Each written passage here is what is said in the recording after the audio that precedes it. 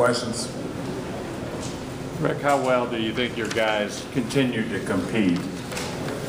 I thought we did a fairly good job of continuing to compete. It's the situation we're in right now where you lost so many ball games in a row and you have attrition on your team and you're just out there just trying to, the only thing that we can go forward with right now is just to battle and compete. And that's what I want to see from our guys. I think a lot of our ills and woes come from our struggles on the offensive end. I think we're getting some good looks out there at times, and we just simply don't knock them down.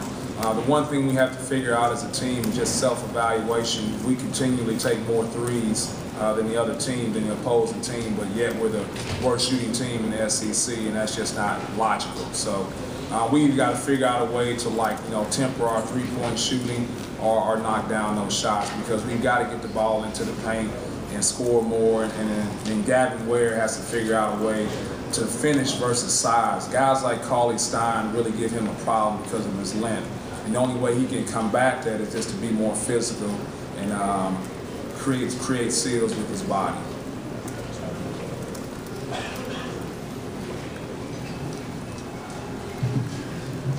Question. Rick, all teams have problems, adversities to deal with. Kentucky does too. From your perspective, how do you see Kentucky's problems? I don't see a lot of problems.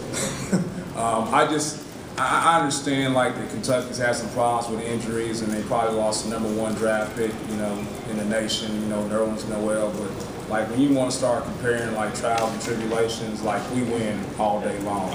So even at the situation that they're in, he still got 5-star guys and McDonald's All-Americans that's playing for him. So excuse me if I don't start crying for what's going on in Kentucky.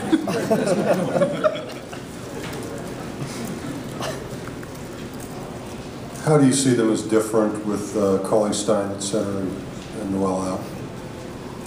Well, I think the huge difference is the shot blocking ability. We were preparing for Ole Miss, and Kentucky just got done playing Ole Miss.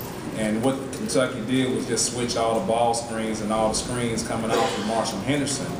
And someone said, we ought to just do that. I said, well, we'll do that when we got a guy back there who blocks 12 shots in a game. He just changes things that you do. And I'll give Coach Cal credit. He's figured out a way for his team to be successful without Nerlens Noel, because you kind of base what you do defensively on him. And so you have to give him credit for trying to figure out a way to make his team still be successful without the best player in probably college basketball. So credit goes to him on that. Rick, Ryan Harrow's been on a little bit of a roll in terms of his point guard play. How did he look to you tonight? Well, I've actually had a chance to play against Ryan Harrow when he was at North Carolina State when he was a freshman, and I was still at Clemson. And so he's really evolved as a basketball player. I know when we were at Clemson, he struggled against our pressure at times, and like most kids do when they're freshmen. But you can tell that he's maturing and trying to figure some things out. And I think he's a good basketball player. And I just think he tried to have to find his way, with all the scoring and all the opportunities you have here in Kentucky to get the ball to different people.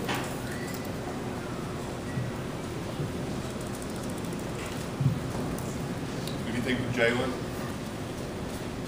Any more questions, period? Thank you.